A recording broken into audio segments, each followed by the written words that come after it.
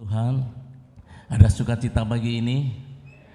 Yang sukacita lembengkan tangan kita Bapak Ibu Saudara. Haleluya. Berikan jempol kepada kanan kiri muka belakang Ibu Saudara, katakan Tuhan Yesus baik, walaupun tidak bisa melihat dengan mulut Bapak Ibu Saudara.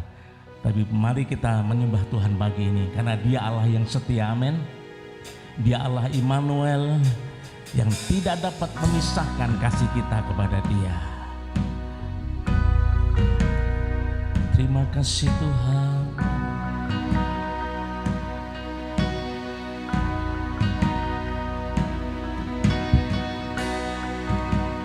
Tiada yang dapat pisahkan ku dari terangnya kasih-Mu. Kau hadirkan ketenangan yang tak bisa dunia berikan. Kini Kau pegang hidupku dan Kau hapus kesalahanku. Berharganya pengorbanan yang memberikan keselamatan.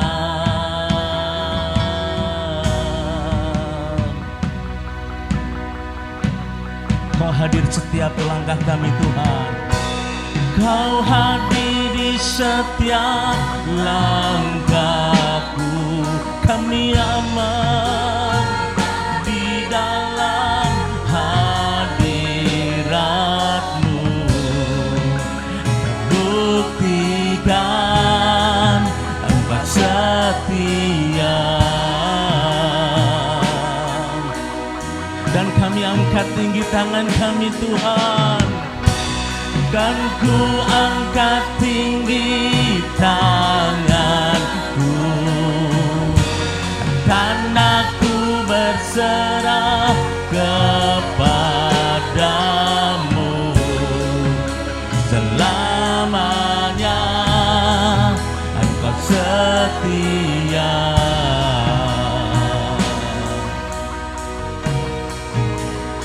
Kini Kau pegang hidupku Tuhan. Kini Kau pegang hidupku dan Kau hapus kesalahanku. Berharganya pengorbanan. Terima kasih Tuhan yang memberikan keselamatan. Kau hadir Tuhan. Kau hadir di setiap langkahku. Ku aman di dalam hadirat-Mu. Kau buktikan Engkau setia.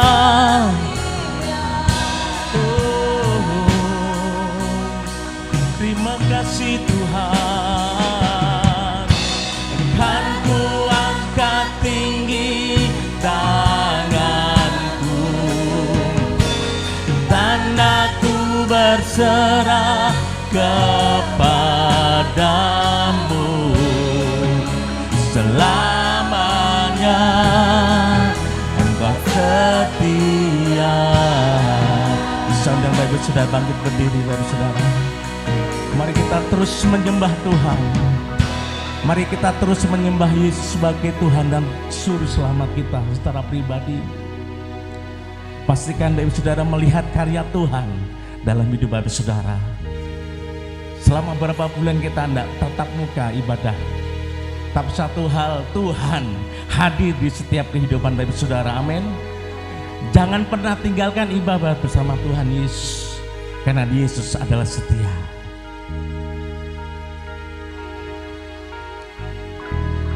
Oh, your presence never leave me, and you never forsake me. kehadiran-Mu Tuhan.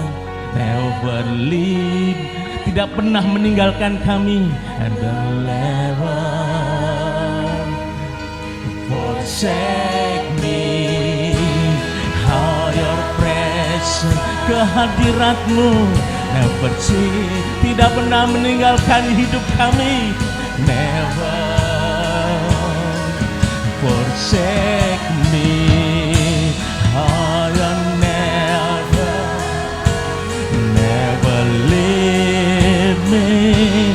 No, you never forsake me. How your presence never leave me. And you never forsake me. How your presence never leave me. Now you never forsake me. Kau hadir Tuhan, oh Yesus, oh Kau hadir di setiap Sikila ramaya kalamaya lama sakadara, kilara lamaya lama sar. Kau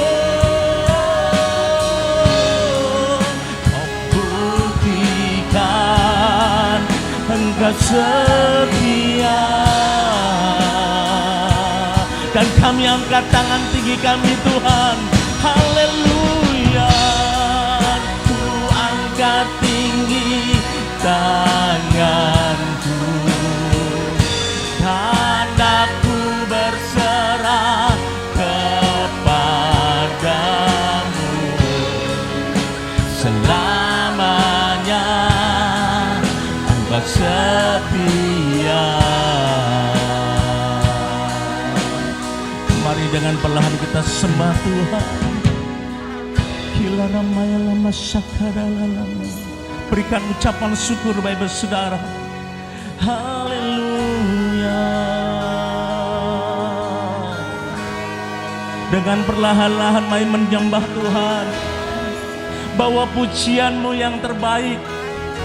Mungkin kau di rumah tidak bisa memuji Tuhan, tidak bisa menyembah Tuhan dengan luar biasa enak seperti komunitas gereja.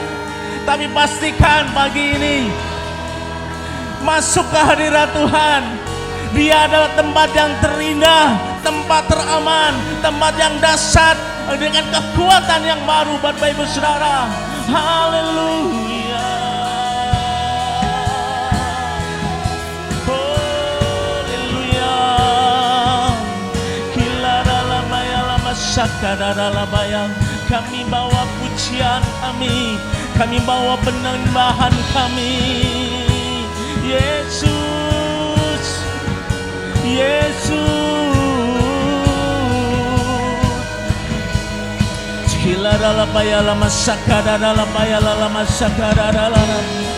Berkah melihat Engkau setia, Engkau beserta dengan hidup kami.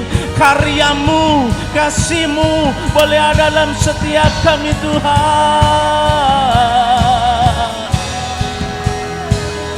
Tidak pernah meninggalkan sedikit kami, tidak pernah meninggal kami seperti yatim piatu, tapi Engkau Allah kami, Bapa kami, Yesus. Kilara lamaya lamaya sekilara mayamu. Kilara lamaya lama sakadala, kilara lamaya lama sakadala, kilara maya lama sakadala, lamaya lama sakadala. Haleluya, haleluya, haleluya, haleluya. Kilara lama sakadala, lama sakadala, lamaya lama sakadala, lama. Kilara lamaya lama sakadara lamaya lama sakadara bakala lamaya. Kilara lamaya lama sakadara lamaya lama. Kilara lamaya lama sakadara lamaya lama. Kilara lamaya lama sakadara lamaya lama. Kilara lamaya lama sakadara. Boleh Bapak Saudara gereja Tuhan angkat tangan kita tinggi-tinggi bagi Tuhan. Angkat tangan tinggi bagi Tuhan adalah tanda engkau berserah kepada Tuhan Yesus. Karena segala perkara dapat kutanggung di dalam Dia yang memberi kekuatan kepada orang-orang percaya, kepada Bapak Saudara dan saya. Mari pastikan kita menyembah Tuhan. Kita melihat Yesus sebagai sandaran hidup kita, melihat Yesus sebagai panglima hidup kita, Yesus sebagai raja kita, Yesus sebagai kekuatan kita. Haleluya, mari sembah Tuhan. Haleluya. Iskibara lamas, menyembah Tuhan. Iskibara ramasakadara. Gila ramaya lama syakat Bapa, kami serahkan kepadamu Tuhan seluruh jemaat sini Tuhan. Kibara masakadara lama. Biar roh penyembahan, roh pujian penyembahan itu hadir memenuhi hidup kami. Hati yang hampa akan pujian penyembahan kau bangkitkan lagi buat kami dalam nama Yesus. Biar karya Tuhan memenuhi setiap kami. Kami boleh melihat keajaiban demi keajaiban, miracles every day, setiap hari itu melihat keajaiban-Mu Tuhan. Haleluya, dalam nama Yesus. Oh, lama sakadara lamaya lama gila ramaya lama sakadara. Terima kesembuhan yang dari Tuhan secara jasmani dan rohani, Bapak Saudara. Mari nikmati perjalanan spiritual bersama Yesus Tuhan yang dahsyat itu. Haleluya, skibara lama sakadara. Tuhan, Kau melihat tangan-tangan yang terangkat bagimu Tuhan pagi ini. Engkau Allah yang tetap setia kepada setiap kami. Kesetiaan-Mu tiada berakhir Tuhan. Engkau Allah beserta kami, Engkau Allah Immanuel. Kasih-Mu tak berkesudahan dalam setiap kami. Mampukan kami, mata rohani kami melihat karya-Mu yang dahsyat itu luar biasa terjadi dalam hidup kami. Teguhkan mata jasmani kami untuk melihat pertolongan ya dan amin dalam hidup kami. Terima kasih Tuhan. Kami akan lebih dalam lagi menyembah Engkau, lebih dalam lagi untuk menyembah Engkau, lebih dalam lagi untuk menyembah Engkau. Tuhan Roh Kudus jamah setiap hati kami. Biar hati kami penuh dengan ucapan syukur kepadamu. Fokus kami hanya kepada Yesus, hanya untuk Engkau Tuhan, hanya kepadamu Yesus. Terima kasih Tuhan Yesus untuk hari ini. Kami siap untuk lebih dalam lagi menyembah dalam dan demi nama Yesus. Mari semua yang percaya katakan amin. Ada sukacita pagi ini. Yang suka dikatakan wuh. Berikan tepuk tangan, haleluya. Puji Tuhan, kasih Allah tak berkesudahan dalam hidup kita. Haleluya. Dengan sukacita ku kan menyaring, dengan sorak-sorai memuji, ku naikkan pujian, haleluya, nyanyi bagi Dia Sang Raja, nyanyi bagi Dia Sang Raja. Mari kita menyembah Tuhan, karena Dia Yesus Tuhan. Haleluya. Bapa parara, bapa parara, bapa parara. Katakan, kasih Allah tak berkesudahan, selalu baru setiap hari. Rahmat-Nya pun tak pernah berakhir seumur hidupku. Katakan, kasih Allah tak berkesudahan, selalu baru setiap hari. Rahmat-Nya pun tak pernah berakhir seumur hidupku. Dengan sukacita aku kan menari, dengan sorak-sorai memuji, ku nyanyikan pujian, haleluya, nyanyi bagi Dia Sang Raja, nyanyi bagi Dia Sang Raja.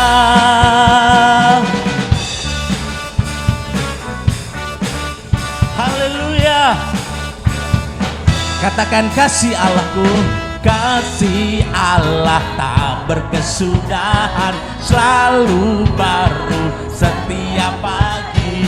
Rahmatnya pun tak pernah berakhir seumur hidupku. Dengan sukacita citaku kan menari, dengan sorak-sorai memuji, ku nyanyikan pujian haleluya, nyanyi bagi Dia sang raja, nyanyi bagi Dia sang raja. Dengan sukacitaku kan menari, dengan sorak-sorai memuji, ku naikkan pujian haleluya, nyanyi bagi Dia sang raja, nyanyi bagi Dia sang raja, nyanyi bagi Dia, nyanyi bagi Dia sang raja selamanya. Haleluya, terima kasih Tuhan. Sekali lagi berikan saudara-saudara bagi Tuhan. Haleluya. Bentar kita mau dengar firman Tuhan. Biarlah Tuhan Allah yang Immanuel itu terus berada bersama kita untuk langkah hari demi hari bersama Tuhan. Haleluya Tuhan. Terima kasih Tuhan.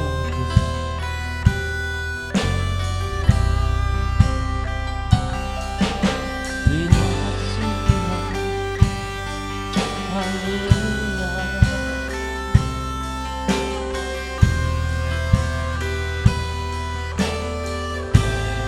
Mari katakan, Bapa-Ku datang dan berserah, ku nyatakan Kau yang berkuasa. Dalam lemah Kau setia, Kau cahaya hidupku.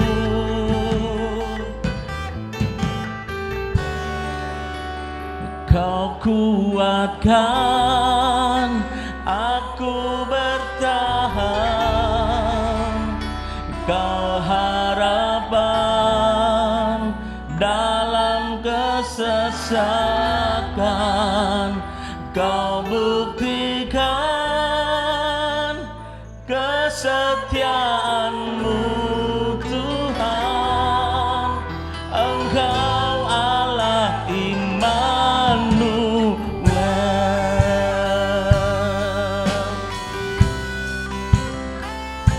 Terima kasih Tuhan.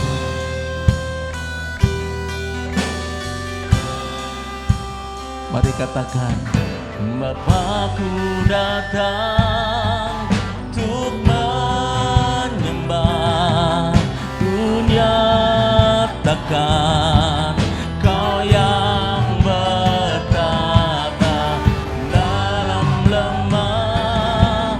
Kau sempurna, Kau cahaya bagiku. Kau kuatkan setiap kami Tuhan. Kau kuatkan aku bertahan. Kau harapan dalam kesesakan. Kau buktikan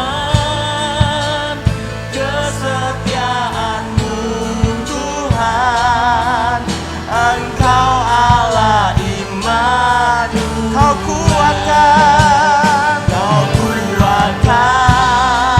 aku bertahan. Kau harapan dalam kesesakan. Kau buktikan kesetiaan-Mu Tuhan. Engkau Allah Immanuel. Engkau Allah Immanuel. Engkau Allah Immanuel. Engkau Allah Immanuel. Engkau Allah Immanuel.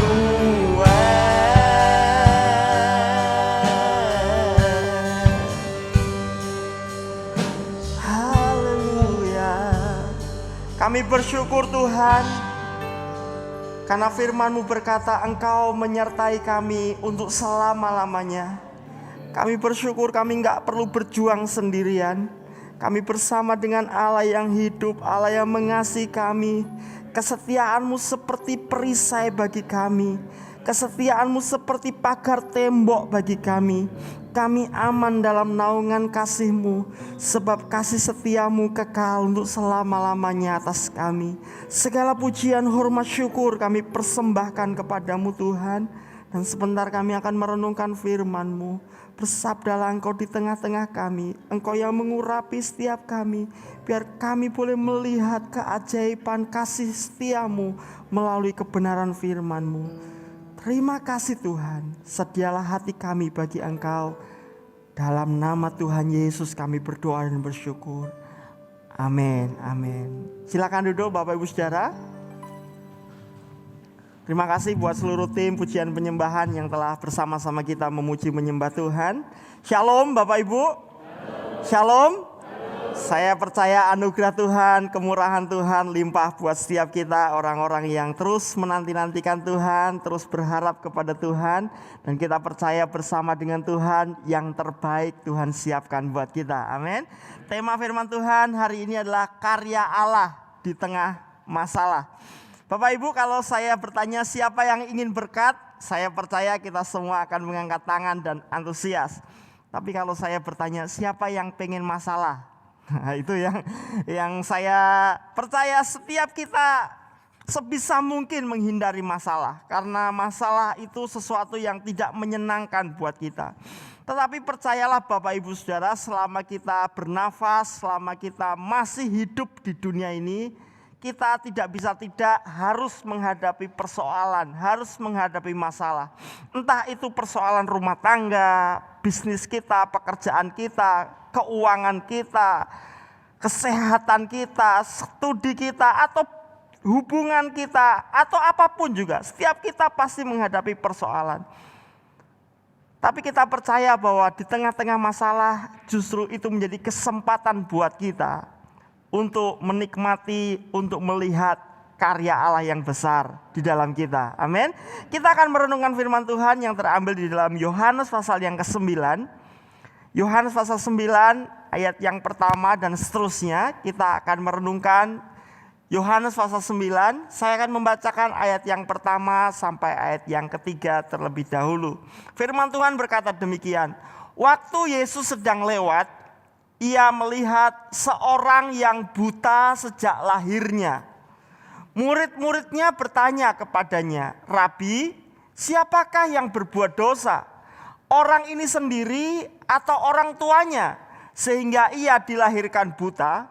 Jawab Yesus, "Bukan dia dan bukan juga orang tuanya, tetapi karena pekerjaan-pekerjaan Allah harus dinyatakan di dalam dia." Amin. Bapak Ibu Saudara, ketika Yesus dan para murid melihat orang buta sejak lahir, kemudian murid-murid bertanya, siapa yang berdosa? Siapa yang salah?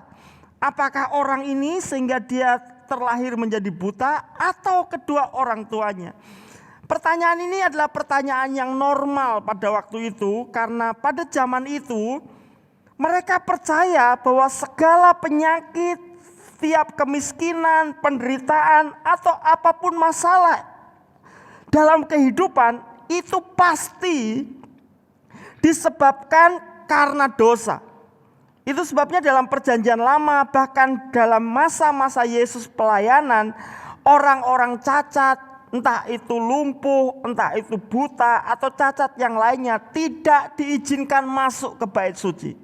Karena mereka dianggap orang-orang berdosa. Bapak Ibu Saudara, Yesus membuka pemahaman yang baru kepada murid-murid waktu itu. Dan saya percaya ini juga pemahamannya yang baru buat kita. Dosa memang adalah sumber masalah. Tetapi tidak semua masalah bersumber dari dosa. Sebenarnya di dalam perjanjian lama Allah sudah mengungkapkannya. Kita lihat misalnya kasus Ayub. Kitab Ayub mencatat siapa Ayub? Dia adalah orang benar, orang saleh, orang yang takut akan Tuhan. Tetapi meskipun demikian, Ayub juga menghadapi masalah yang bertubi-tubi.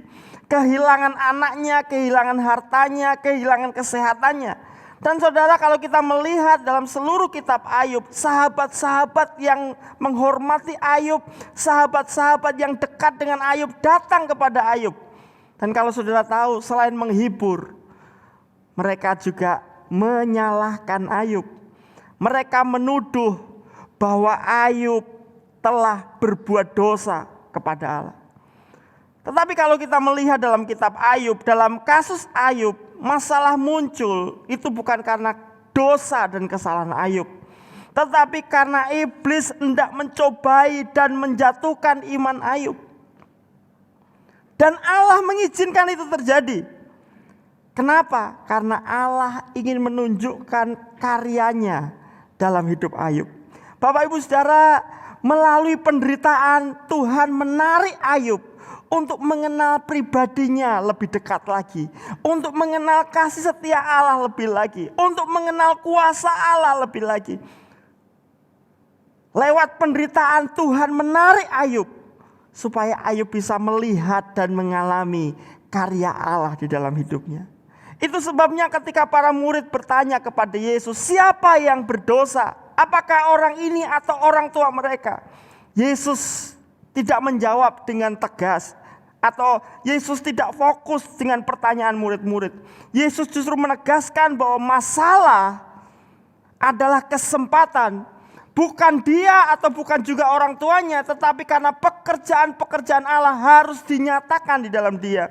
Yesus ingin menegaskan bahwa masalah adalah kesempatan kita untuk melihat karya Allah dalam hidup kita. Amin, Bapak Ibu Saudara.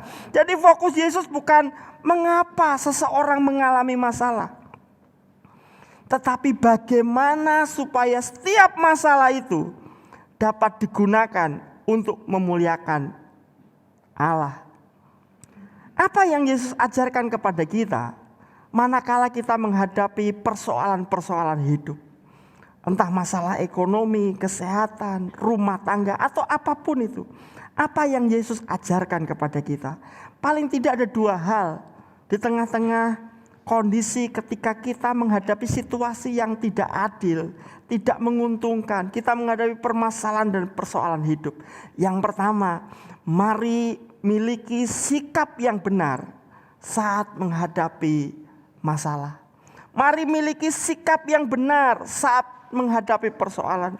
Sikap itu akan menentukan tindakan kita berikutnya. Dan tindakan kita itu akan menentukan hasil yang akan kita peroleh. Nah, sikap yang benar adalah pintu kesempatan kita untuk mengalami kasih dan kuasa Tuhan. Nah, sikap yang benar itu seperti apa? Ketika kita menghadapi persoalan, ketika kita menghadapi masalah, tentu yang pertama kita boleh mengevaluasi diri, boleh mengintrospeksi diri. Salahku apa sama Tuhan? Tapi jangan hanya sibuk mencari kambing hitam. Satu waktu murid-murid datang kepada Yesus dan berkata, "Guru, ada orang-orang Galilea yang dibunuh oleh Pilatus dan darahnya dicampurkan untuk persembahan para dewa." Lalu Yesus ngomong apa? Berkomentar apa? Yesus berkata, "Sangkamu orang-orang Galilea yang dibunuh oleh Pilatus itu lebih berdosa dari orang Galilea yang lain? Tidak. Belum tentu orang yang dibunuh oleh Pilatus dan darahnya dipersembahkan kepada dewa itu lebih jahat dari orang-orang Galilea lain. Tetapi," kata Yesus, "kalau kamu berdosa dan tidak bertobat, kamu bisa mati seperti itu." Lalu kemudian bahkan Yesus menambahkan, "Sangkamu 18 orang yang mati karena ketimpa menara itu dosanya lebih banyak daripada orang-orang yang lain? Tidak. Tetapi kalau kamu berdosa dan tidak bertobat, kamu bisa mengalami nasib yang malang seperti orang-orang itu." Apa artinya? Artinya orang-orang yang bernasib malang belum tentu bersalah. Tetapi kalau kita bersalah dan tidak bertobat, kita bisa mengalami nasib malang. Itu sebabnya Bapak Ibu Saudara, setiap kali kita menghadapi masalah, kita memang perlu mengevaluasi diri, perlu mengintrospeksi diri. Tuhan, apa yang salah dalam diriku supaya aku bertobat? Nah, ketika kita menemukan kesalahan kita, segera bertobat dan jangan berbuat dosa lagi. Tapi selanjutnya, jangan terus-menerus, nih perhatikan, jangan terus-menerus menyalahkan diri sendiri, menyesali diri sendiri, terus berkubang dalam kesalahan sehingga nggak bisa bangkit. Bapak Ibu Saudara, kita tidak bisa mengubah masa lalu kita, tapi kita bisa merusak masa depan kita dengan terus menyesali masa lalu kita. Yang sudah, ya sudah. Dulu pernah buat kesalahan, ya segera bertobat. Dulu mungkin sempat dalam membangun rumah tangga, sempat meleset. Ya itu pernah terjadi, ya sudah itu faktanya. Segera bertobat dan jangan berbuat dosa lagi. Tapi jangan terus, dulu waduh seandainya aku enggak begini, seandainya aku enggak kecantol wewe gombel. Seandainya dulu aku enggak begini, seandainya terus menyesali masa lalu, kita nggak bisa maju ke depan. Wah, seandainya dulu aku nggak resign dari pekerjaan. Waduh, seandainya dulu aku nggak. Kita terus menyesali masa lalu. Boleh mengevaluasi diri, tapi jangan terus hidup di dalam penyesalan masa lalu. Yuk, move on. Jalan ke depan. Lalu jangan pernah menyalahkan orang lain. Atau menyalahkan kondisi. Wah, saya ini di PHK gara-gara temenku itu yang fitnah aku. Coba kalau nggak difitnah, aku nggak di PHK. Sekarang masa pandemi harusnya aku bisa menikmati gaji, kok sekarang hidup aja susah. Mungkin seperti itu. Waduh, seandainya dulu aku nggak nikah sama dia, gara-gara nikah sama dia, tahu gitu dulu sama temen alumniku. Kita sibuk menyalahkan orang lain. Kita sibuk menyalahkan situasi. Soalnya bosku begini. Waduh, seandainya customerku nggak begini. Kita nggak perlu menyalahkan orang lain. Karena itu tidak akan pernah mengubah keadaan dan mengubah kenyataan. Apalagi jangan pernah menyalahkan Tuhan. Karena saat kita mulai menyalahkan Tuhan saat menghadapi masalah, kita justru terpisah dari sumber hidup kita. Bapak Ibu Saudara, murid-murid tidak bisa bertumbuh karena mereka punya sikap keliru. Mereka masih berpikir bahwa orang buta yang lahir ini karena salahnya atau salah orang tuanya. Itu sebabnya Yesus perlu meluruskan, tidak usah mikir siapa yang salah, tapi ini kesempatanmu untuk melihat karya Allah di tengah-tengah masalah. Ahli-ahli Taurat tidak mengalami mujizat. Kalau Bapak Ibu membaca seluruh pasal 9, kemudian Yesus menyembuhkan orang yang buta sejak lahir itu. Orang buta yang akhirnya sudah bisa melihat itu ditanya terus sama ahli Taurat. Mereka masih nggak percaya kok bisa melihat. Ahli-ahli Taurat melewatkan karya Allah dalam hidup mereka. Ahli-ahli Taurat melewatkan melihat Mesias di depan mata mereka. Karena mereka sudah punya sikap yang keliru. Kalau kita punya sudut pandang yang keliru, sikap yang keliru, menghakimi terus orang-orang ahli Taurat itu menghakimi terus orang buta yang sejak lahir. Sekalipun sudah mengalami mujizat, sikap-sikap yang seperti itu membuat kita stagnan. Kita menjadi, kerohanian kita menjadi buta, kerdil. Dan kita tidak bisa melihat kemuliaan Tuhan dinyatakan dalam hidup kita. Mari miliki sikap yang positif saat menghadapi masalah. Ada seorang anak kecil bernama Lisa. Dia berumur 5 tahun. Dia sudah berani tidur sendiri di kamar di lantai 2. Satu waktu ketika malam waktunya tidur, hujan deras, petir menyambar, guntur berbunyi terus menerus. Papanya khawatir, dia takut kalau Lisa nggak bisa tidur. Papanya naik ke lantai 2 masuk ke kamar anaknya. Tapi papanya terkejut. Kenapa? Karena Lisa membuka tirai jendela. Dan kemudian dia action. Papanya kaget, ini anak kok nggak takut tapi malah action di depan jendela. Dia buka tirai jendela, dia action. Dia, Lisa, apa yang kamu lakukan? Papa, sepertinya Tuhan sedang memotret kita. Jadi dia action di depan jendela karena setiap kali kilat dia pikir Tuhan sedang memfoto dia. Dia beri senyum yang terbaik. Mari seperti Lisa yang dapat melihat dari sudut pandang yang positif saat menghadapi tekanan. Satu waktu Thomas Alva Edison mengalami pengalaman naas. Orang berkata nasib sial karena kecerobohan salah satu timnya. Laboratoriumnya terbakar.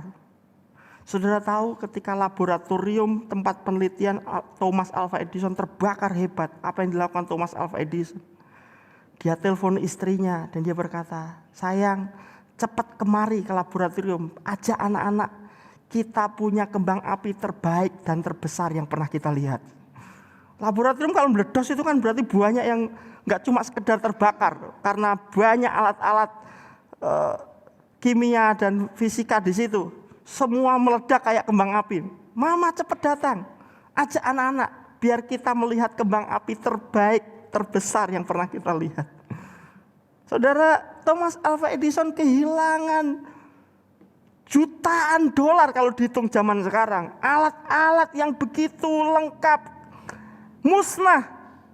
Dia yang paling parah adalah kehilangan kertas rencana penemuan-penemuan berikutnya. Tapi saudara tahu apa komentar Thomas Alva Edison keesokan harinya? Dia kumpulkan timnya dan dia berkata, ada yang berharga dalam suatu malapetaka. Ketika kebakaran, itu berarti semua kesalahan kita terbakar habis. Dan sekarang kita dapat memulai sesuatu yang sama sekali baru. Bapak Ibu Saudara, Thomas Alva Edison mampu melihat hal yang baik di tengah-tengah masalah. Ini dulu yang penting. Sebab kalau kita tidak bisa melihat masalah dari sudut pandang yang positif, sudut pandang Allah, kita bisa tenggelam oleh masalah. Kita bisa hanyut oleh badai yang begitu besar. Kita itu raja walinya Tuhan. Kita harus milih terbang di atas badai atau tenggelam ditelan oleh badai. Sikap yang benar apa? Ini yang Yesus ajarkan kepada kita. Mari di tengah-tengah masalah yang besar, percaya bahwa ada mujizat di tengah-tengah masalah. Amin. Karena firman Tuhan berkata, pekerjaan-pekerjaan Allah harus dinyatakan di dalam Dia. Siapa yang pengen lahir buta? Siapa yang pengen lahir dalam kondisi yang tidak sama seperti orang lain? Tetapi alih-alih mengasihani diri, Yesus mengingatkan justru orang ini akan mendapat kesempatan melihat karya Allah dalam hidupnya. Mungkin kita tidak buta seperti orang buta. Tapi berapa banyak dari kita yang hampir-hampir dibutakan oleh beratnya persoalan hidup. Kehilangan orang yang kita kasihi, kehilangan pekerjaan, kehilangan kesehatan, kehilangan banyak hal dalam hidup kita, kehilangan banyak apa yang kita harapkan dan itu tidak menjadi kenyataan. Itu bisa membuat kita lelah dan buta. Tapi hari ini, ketika kita mengevaluasi diri, kita boleh datang bertobat kepada Tuhan. Tapi stop untuk terus menyesali diri. Stop untuk menyalahkan orang lain. Stop untuk menyalahkan kondisi. Bahkan stop untuk menyalahkan Tuhan. Mari percayai bahwa saat-saat ini, saat dalam masalah, itu berarti saat yang tepat untuk kita melihat mujizat dan kemuliaan Tuhan. Amin. Bukankah Yesus menjawab, pekerjaan-pekerjaan Allah harus dinyatakan di dalam kita. Kemuliaan Allah nyata dalam masalah. Manusia itu diciptakan untuk menyatakan kemuliaan Allah. Dan Allah tidak pernah membatalkan rencananya atas hidup kita. Jadi apapun situasinya, apapun penyebab situasi itu terjadi, Allah sanggup berkarya untuk menggenapi rencana dan rancangannya. Amin. Hal yang kedua, mari kita lihat ayat yang keempat. Yesus berkata, kita harus mengerjakan pekerjaan Dia yang mengutus aku. Selama masih siang akan datang malam di mana tidak ada seorang pun yang dapat bekerja.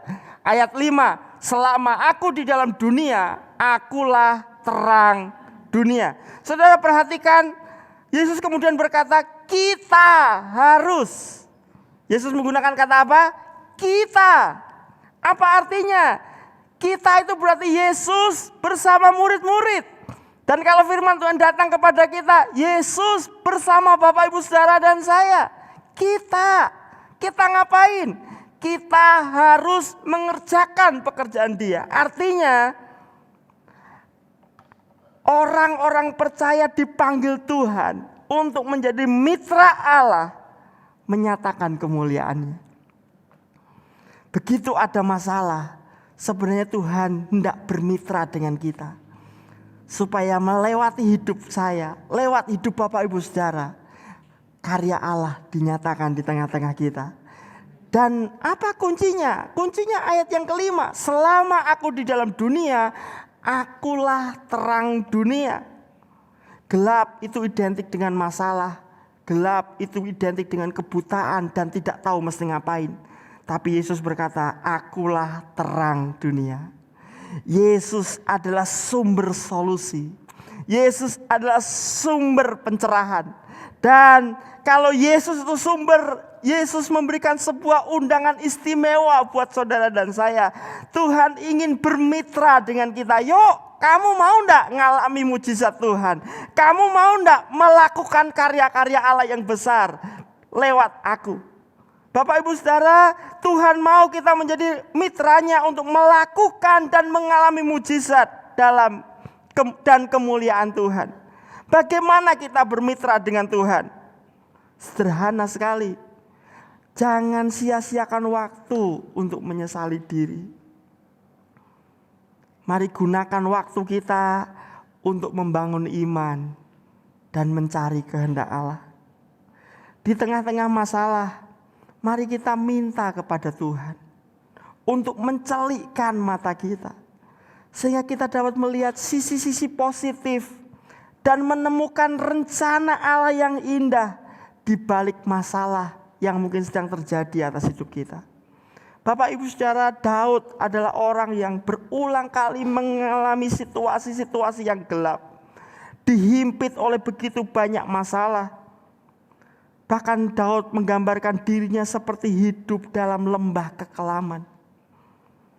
Tapi yang menarik adalah Daud tidak terus menyesali diri. Daud tidak menyalahkan situasi. Dia gak pernah menyalahkan Saul. Dia gak menyalahkan orang lain. Dia memilih untuk datang kepada Allah, sumber terangnya, sumber hidupnya. Dia menulis Mazmur di dalam Mazmur pasal 43 ayat yang ketiga.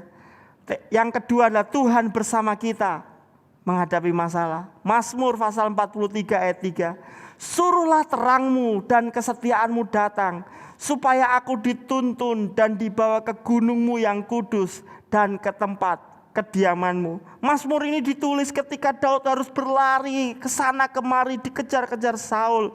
Dia harus lari ke gua satu, ke gua berikutnya.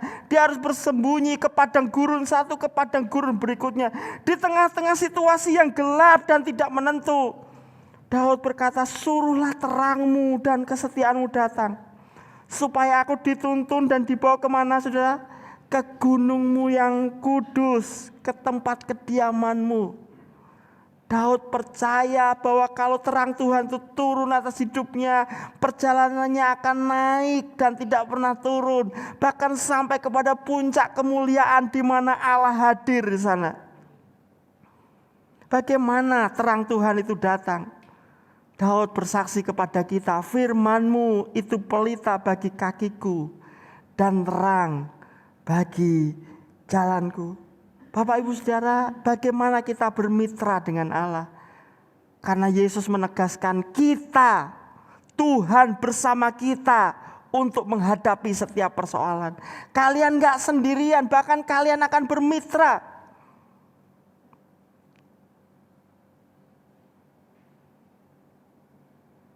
Kalau seekor tikus naik di punggung gajah, dan melewati jembatan gantung dan jembatan itu goyang, tikus bisa bangga berkata kepada gajah, "Gajah, bersama kita menggoncangkan jembatan ini."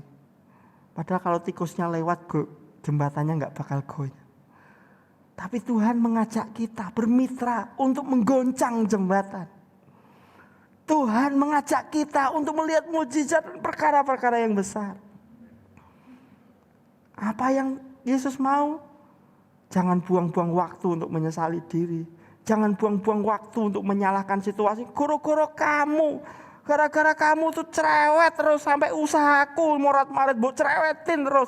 Gara-gara kamu selingkuh membuat aku jadi tidak bisa konsentrasi. Gara-gara kamu, gara-gara dia. Tidak usah nyalain semua. Duduk diam, berdoa, renungkan firman. Karena firman itu menjadi pelita bagi kaki kita. Tuhan, aku memang dalam kondisi tergelapku hari-hari ini. Rumah tanggaku dalam kondisi tergelap hari-hari ini. Pekerjaanku dalam situasi tergelap hari ini. Tapi suruh terang-Mu dan kesetiaan-Mu datang. Biar aku belajar firman-Mu. Saat kita merenungkan firman, kita dapat menemukan karakter Tuhan. Kita dapat melihat kasih setianya Tuhan yang kekal atas hidup kita. Kita bisa melihat bahwa Allah itu tidak terbatas. Lewat merenungkan firman kita bisa menangkap kehendak Tuhan dalam hidup kita. Jadi Bapak Ibu Saudara, ini yang seringkali justru tidak kita lakukan. Kalau kondisi baik-baik, bisa saat teduh, bisa baca Alkitab, bisa berdoa. Tapi kalau kita dikejar-kejar debt collector, utang kita numpuk dan harus membayar. Situasi sulit, keuangan sulit, kesehatan rasanya membuat kita jadi miris. Pak, baca Alkitab kunang-kunang Pak. Tulisannya nempel kabeh. Gak mudeng Pak. Mau doa itu gak bisa konsentrasi. Tapi justru ini yang Tuhan mau. Mari mendekat, melekat kepada Tuhan. Ungkapkan kemarahan Anda kepada Tuhan. Bapak Ibu, mari perhatikan bagaimana Daud melakukannya. Kalau Bapak Ibu membaca kitab Mazmur, sepertinya Daud itu kayaknya kurang rohani begitu. Kalau dia marah, dia gak marah ke orang lain. Dia marahnya sama Tuhan. Tuhan senang kok kita curhat sama dia apapun itu. Tuhan, bojoku jengkel ke Tuhan. Tapi mending ngomong sama Tuhan daripada ngomong sama suami Anda. Kowe iki jengkel ke malah bojomu hilang. Karena bolak-balik kowe jengkel, ya aku jengkel tenan. Tapi ngomong sama Tuhan. Tuhan, ungkapkan. Daripada kita mengungkapkan lewat sosmed. Bojo lunga rak balik-balik. Suaminya lihat lagi di sosmed kurang ajar, mempermalukan. Ini rak balik tuh. Atasan enggak pernah ngasih gaji lebih malah dipotong suruh lembur, tulis di sosmed. Ya besok tinggal dikasih SP tuh. Yang ngomongnya sama Tuhan. Lihat Daud, saudara. Daud begitu vulgar mengungkapkan kemarahannya, ketakutannya, kecemasannya. Lewat apa? Lewat doa. Kadang-kadang kita berpikir kalau doa kepada Tuhan harus yang baik-baik. Itu sebabnya ketika kita ada masalah, kita susah ngomong. Kita susah berdoa karena gak ada yang baik dalam hidupku. Mari ungkapkan kepada Tuhan. Dan Tuhan pendengar yang baik. Bagaimana Ayub itu nyala-nyalain Tuhan pada akhir-akhirnya. Di pasal-pasal terakhir itu kan Ayub karena ditekan terus sama sahabat akhirnya jengkel, dia nyala-nyalain Tuhan. Aku gak salah, Tuhan aja yang bikin aku kayak begini. Tapi Tuhan santai itu. Tuhan gak kagetan. Tuhan gak emosian. Tuhan tahu bahwa kita mungkin sedang terluka, kita sedang gelisah, kita sedang gelap mata. Dan Tuhan paham itu. Ungkapkan semua. Tapi saudara perhatikan setiap Mazmur-Mazmur Daud. Ketika Daud sudah mengungkapkan kemarahannya, ketakutannya, kekecewaannya. Di terakhir-terakhir dia mulai menyadari. Tetapi aku percaya kasih setiamu lebih dari hidup. Aku percaya bahwa jalanmu itu yang lebih tepat daripada jalanku. Kapan Daud bisa pulih? Lewat ruang doa, lewat pujian penyembahan, lewat merenungkan firman. Lalu berikutnya, mari kita lihat deh ayat yang ke-6 dari Yohanes pasal 9. Setelah Yesus mengatakan semuanya itu, Yesus meludah ke tanah dan mengaduk ludahnya itu dengan tanah, lalu mengoleskannya pada mata orang buta tadi dan berkata kepadanya, "Pergilah, basuhlah dirimu dalam kolam Siloam." Siloam artinya yang diutus. Maka pergilah orang itu, ia membasuh dirinya lalu kembali dengan matanya sudah melek. Langkah berikutnya untuk menjadi mitranya Tuhan dalam melakukan karya Allah yang besar. Diam, doa, renungin firman, temukan karakter Tuhan, temukan kehendak Tuhan, temukan rancangan Tuhan. Selanjutnya apa? Taat mengikuti arahan dan proses Tuhan. Kok ya Tuhan Yesus tuh kok aneh-aneh ya? Kok Yesus gak bisa melihatlah? Bisa gak? Bisa banget kok. Beberapa kali Yesus membuat mujizat dengan santuy, dengan sederhana. Melihatlah, berjalanlah. Tapi kok ini aneh-aneh gitu. Meludah dulu, bikin tanah, kasih ludah. Mending kalau cari air biasa ya, pakai itu nih. Yesus mau memastikan buta beneran apa enggak. Mungkin itu. Tapi saya nggak tahu apa maksud Yesus. Tapi yang saya lihat adalah kadang proses Tuhan, kadang arahan Tuhan itu mudah untuk kita lakukan. Kita taat, kita lihat mujizat. Tapi kadang-kadang Tuhan berkarya itu pakai cara-cara yang unik. Cara-cara yang sepertinya prosesnya sulit. Muter-muter. Aneh, gak masuk akal. Bahkan kadang-kadang sepertinya mempermalukan diri kita. Tapi itu gak penting. Karena bagian kita adalah percaya dan taat menjalankan proses Tuhan. Amin. Orang buta itu taat dan setia. Orang buta sejak lahir itu penciumannya masih tajam. Pendengarannya masih tajam. Dan begitu ada tanah campur ridu ditempelkan di mata, saya yakin dia masih mampu bacin sidik. Saya nggak tahu Yesus habis makan pete apa enggak itu. Tapi mungkin situasinya nggak nyaman buat hidung si buta ini mah diapake ya. Dia buta sejak lahir loh saudara. Jadi kemungkinan dia juga nggak betul-betul ngerti siapa rabi ini, rabi yang satu ini. Dia nggak ngerti siapa Yesus. Mungkin dia pernah dengar Yesus buat mujizat, tapi mungkin dia bisa saja dia punya perasaan ini kok tak enak, taruh di matanya apa maksudnya. Terus kemudian suruh jalan ke Siloam, pergi ke kolam Siloam. Kok sulit sekali? Apa Yesus nggak tahu saya itu buta? Bu wes di sini melek terus habis ini kamu renang ya di kolam Siloam kan lebih keren. Dia melek terus boleh jalan-jalan. Ini suruh ke kolam Siloam. Lebih sulit. Dan itu dipermalukan. Matanya ono apa nih kayak? Itu. Dalam, saudara coba bayangkan.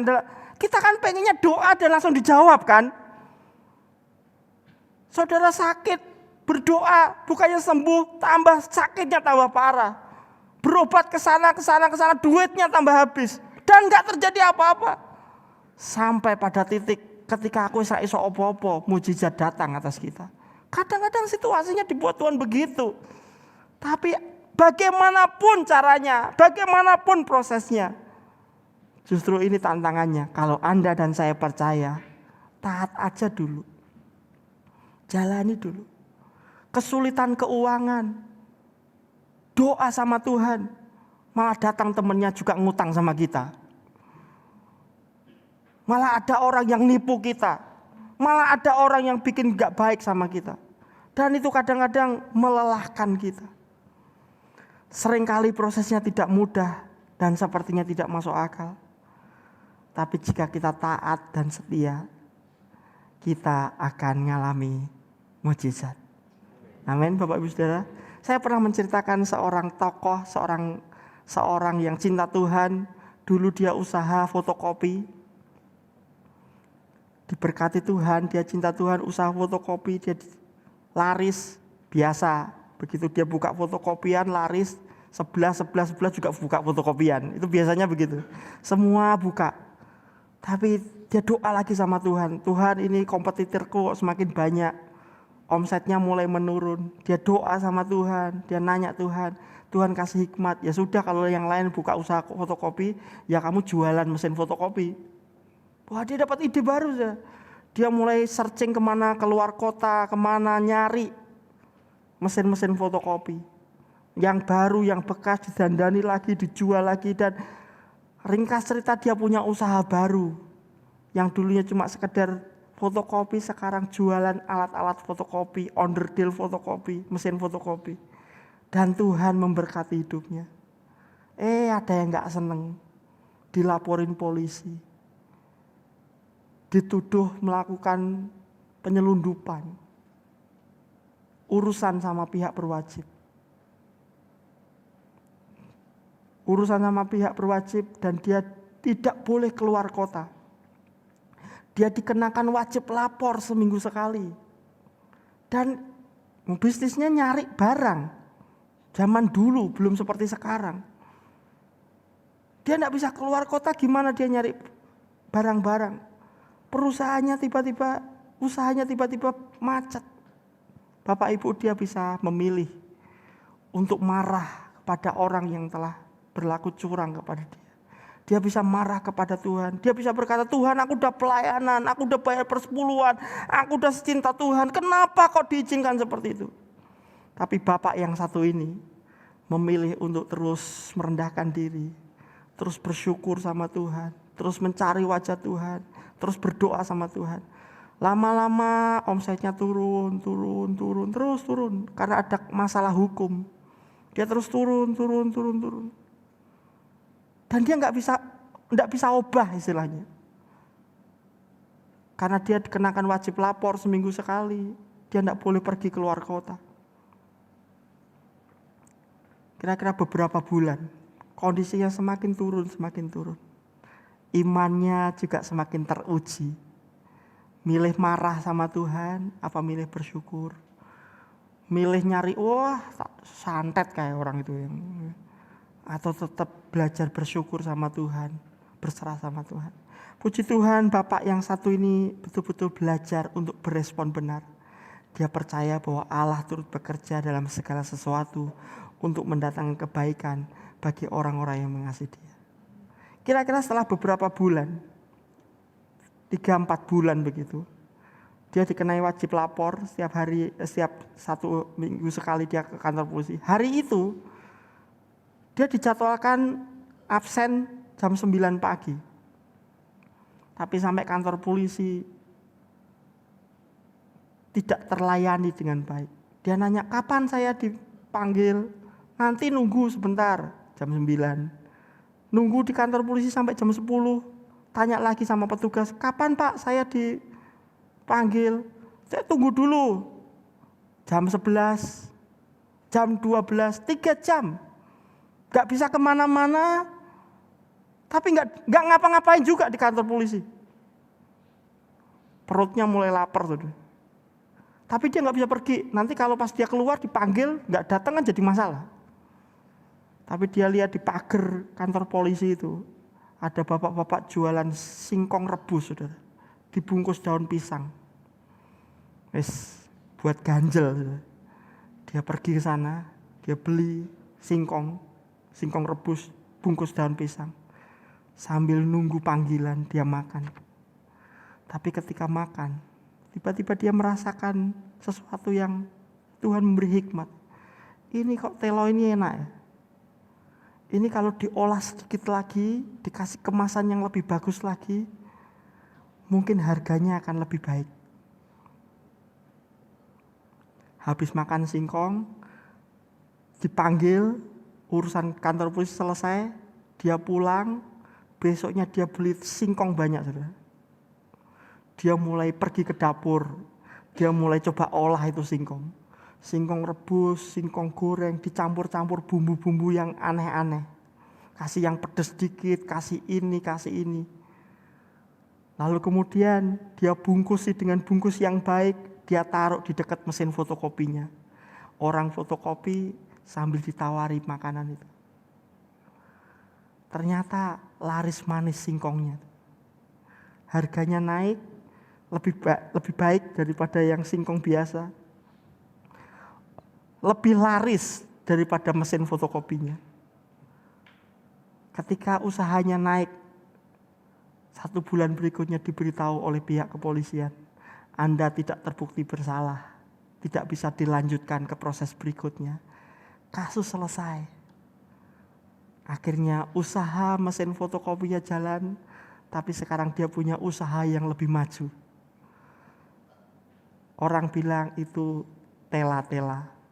Itu rintisan awal ketela yang di model-model seperti sekarang. Dan dia membuka franchise di berbagai kota. Kira-kira 5 tahun yang lalu itu sudah 3 ton setiap hari. Telo. Dan itu menghasilkan keuntungan yang berlipat kali ganda. Bapak Ibu Saudara, kapan itu terjadi? Ketika Bapak ini memilih untuk berespon benar, untuk belajar ngikuti proses Tuhan. Dan ternyata masalah itu hanyalah pintu buat Tuhan membukakan ide baru. Sehingga terobosan usaha baru, terobosan keuangan baru. Kadang-kadang Tuhan sedikit melukai kita supaya bau harum kita semakin kelihatan. Bunga itu kalau nggak diremet nggak bisa jadi minyak wangi. Kadang-kadang Tuhan sedikit meremukkan hidup kita supaya ada bau harum yang keluar dari hidup kita. Percayalah, di tengah-tengah masalah ada karya Allah yang besar dalam hidup kita. Ingat, kita raja walinya Tuhan. Badai pasti datang, tapi raja wali itu didesain Tuhan untuk terbang bersama badai, untuk terbang di atas badai. Kita bukan burung gereja yang kalau kena badai nyungsep. Kita adalah raja walinya Tuhan. Dan hidup ini adalah pilihan. Kita mau milih ditelan oleh badai atau kita milih terbang bersama badai. Percayalah, apapun kondisi yang sedang kita alami hari-hari ini, yang terbaik masih ada di depan kita. Tuhan bersama kita. Kuasanya, kasih setianya tidak pernah berubah. Dan kalau Tuhan bersama dengan kita, segala yang baik, segala yang mulia tersedia buat saudara dan saya. Sama-sama bangkit berdiri, kita datang kepada Tuhan. Terima kasih Tuhan. Kuasa-Mu terlebih besar, Tuhanku terlebih besar. Tak pernah terlambat janji-Mu ya Tuhan. Tak pernah terlambat janji-Mu ya Tuhan. Menolong hidup, kuasa-Mu terlebih besar Tuhan. Kuasa-Mu terlebih besar, Tuhanku terlebih besar. Tak pernah terlambat janji-Mu ya Tuhan. Pulihkan hidup, kuasa-Mu terlebih besar. Oh, kuasa-Mu terlebih besar, Tuhanku terlebih besar. Tak pernah terlambat janji-Mu ya Tuhan, menolong hidupku.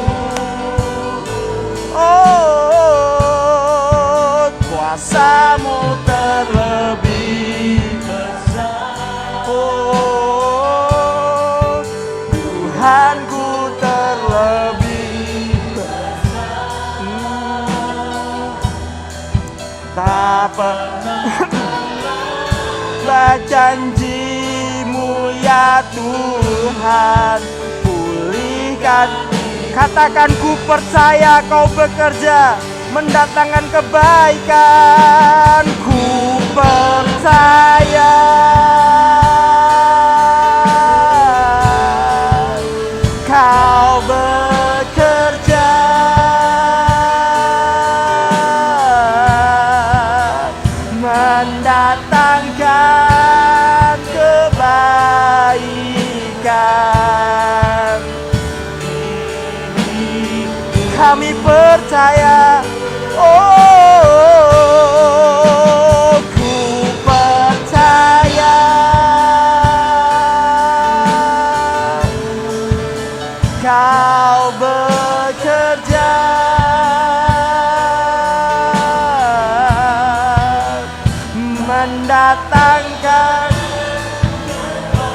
mendatangkan kebaikan, mendatangkan kebaikan.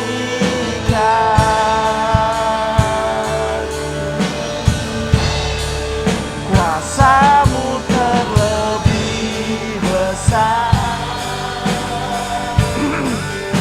Tuhanku terlebih besar.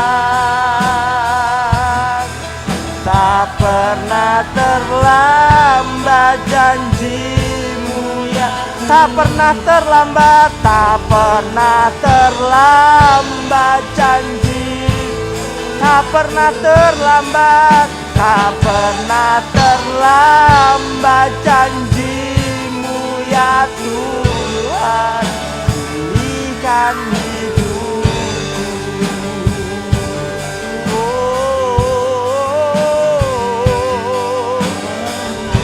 Engkau tak pernah terlambat pulihkan hidup kami. Engkau tak pernah terlambat menolong kami Tuhan.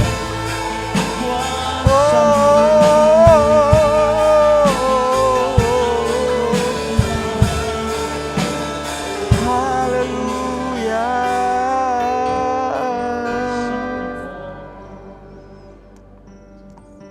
Apapun situasi yang kita hadapi hari-hari ini, mungkin rasanya terlalu gelap, terlalu berat untuk kita jalani. Tapi mari miliki sikap yang benar. Mari tetap belajar percaya bahwa setiap persoalan itu adalah kesempatan kita untuk melihat karya Tuhan dinyatakan. Dan ingatlah, Tuhan bersama kita untuk menghadapi badai kehidupan kita. Mari arahkan hati kita kepada Tuhan. Tuhan, kami sungguh-sungguh terbatas.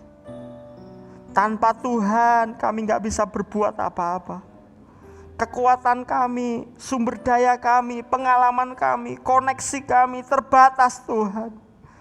Tapi kami bersyukur kami boleh terhubung dengan sumber yang tak terbatas itu. Kami boleh bersama dengan Engkau, Allah yang hidup, yang kasih setiamu kekal untuk selama-lamanya, yang kuasa-Mu tidak pernah terbatas bagi hidup kami.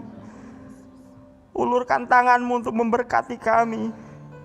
Ulurkan tangan-Mu untuk menolong kami.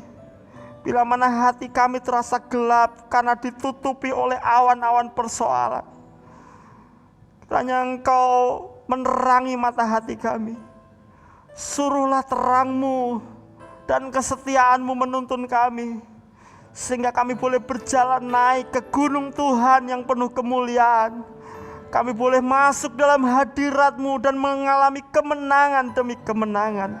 Terima kasih Tuhan. Goreskan firman-Mu dalam hati dan hidup kami. Kuatkan dan teguhkan kami. Kami percaya bersama dengan Tuhan kami akan melakukan perkara-perkara yang besar itu. Terima kasih Tuhan. Hari-hari ke depan adalah hari-hari yang penuh kemenangan, penuh kemuliaan.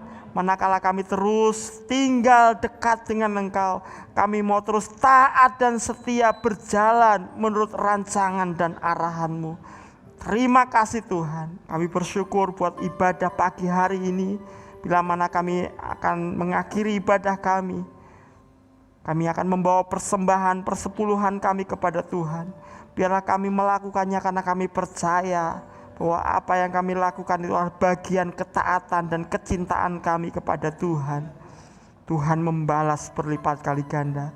Dan bila mana kami kembali ke rumah kami masing-masing, kami pulang dengan sukacita, sebab berkat Tuhan bersama dengan kami. Mari kita terima berkat Tuhan. Tuhan memberkati engkau dan melindungi engkau. Tuhan menyinari engkau dengan wajah-Nya dan memberi engkau kasih karunia. Tuhan menghadapkan wajahnya kepadamu dan memberi engkau damai sejahtera. Kekasih-kekasih Tuhan, mari pulang dengan membawa anugerah dari Allah Bapa, kasih sayang dari Tuhan Yesus Kristus, dalam persekutuan Roh Kudus menyertai kita hari ini sampai selama-lamanya. Di dalam nama Tuhan Yesus Kristus, semua yang percaya katakan amin.